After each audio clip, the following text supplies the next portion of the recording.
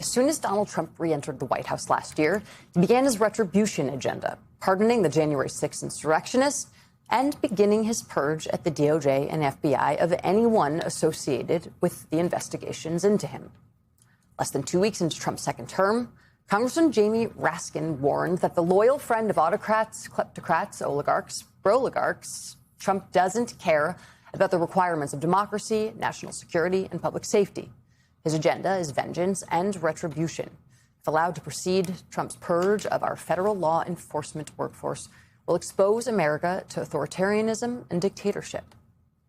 Trump has continued with that agenda, following in the footsteps of strong men who've come before him, going after his perceived enemies while helping his allies. That was evidenced just this past week as his administration continued its efforts to try to prosecute New York Attorney General Letitia James for a fourth time, while providing more than $1 million settlement to former Trump advisor Mike Flynn in his wrongful prosecution suit, even though Flynn pleaded guilty twice to misleading the FBI in its investigation of Russian meddling in the 2016 election. Congressman Jamie Raskin is back with us. Congressman, before we get to the retribution campaign and the continuation of that campaign with some various new developments, I want to ask you about some of my reporting this week on a prosecution memo from 2023, Jack Smith's special counsel, that your committee obtained in a tranche of documents that was provided by the Justice Department that showed that at one point Jack Smith and his investigators considered Donald Trump's motive to be for keeping classified documents to be personal business interests. I'm wondering if you have heard anything more about that can sort of connect the dots to what those business interests might be, and how you and your investigators are going about trying to get to the bottom of that, and whether that's just a task that is going to have to wait till November, when you all potentially will get your subpoena power back. Well, unfortunately, Jackie, it's guesswork as to what specific business motives were identified in that memo, because it was stated at that level of generality. Some people think it was crypto. Some people think it was the Saudis. Donald Trump's son-in-law, Jared Kushner, brought back a cool $2.5 billion from the Saudi sovereign fund. But nobody knows, and that's really why we need to make sure that Jack Smith's the special counsel report, Volume 2, is released. Every other special counsel report, Robert Mueller, Robert Hur, going all the way back to Ken Starr, has been released, and it's only this one that Trump and the DOJ have insisted upon staying secret, and they got Judge Eileen Cannon, who is, as you know, Donald Trump's loyal flunky in Florida, to issue that order. But as for this information that came out, it wasn't like some kind of Sherlock Holmes maneuver on our part to find it. They sent it to us by accident. It was inadvertent, and we just published that and said, well, look, there's some really stunning things in there. One of them is that Donald Trump, in his rush to steal all these documents, took one document that is so top secret, only 6 people in the entire government, one of them being the President of the United States, was allowed to see.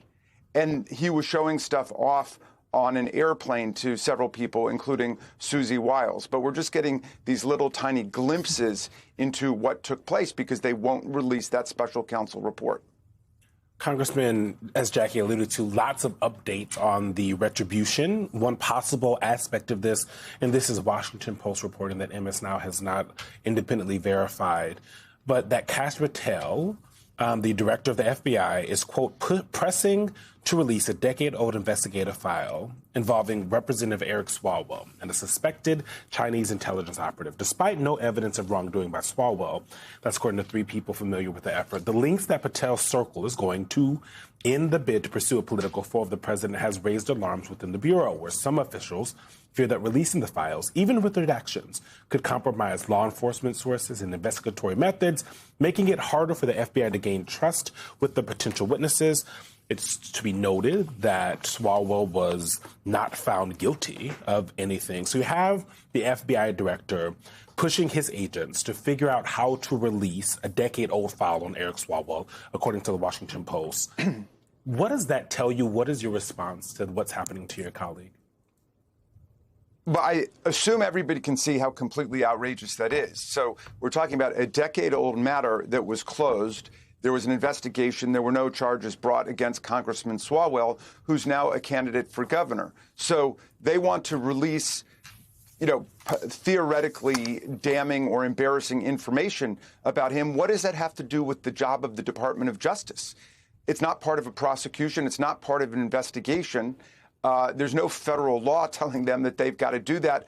Why are they spending 1 minute or $1 of the taxpayers' resources on such a matter? It's absurd. And the fact that they think that that's okay demonstrates how far off the rails the Department of Justice is, or as the sign my brother-in-law made, the Department for Obstructing Justice for yesterday's rally, how far they've just gone off the rails. It just makes no sense at all. Why should the U.S. government be interfering in a political campaign? It violates the Hatch Act, among everything else. It also feels like a wink, wink, and a nod to a lot of other Democrats running and who have beef with the President of the United States. Maybe you, Congressman Jamie Raskin. Thank you so much for joining us this morning. You bet.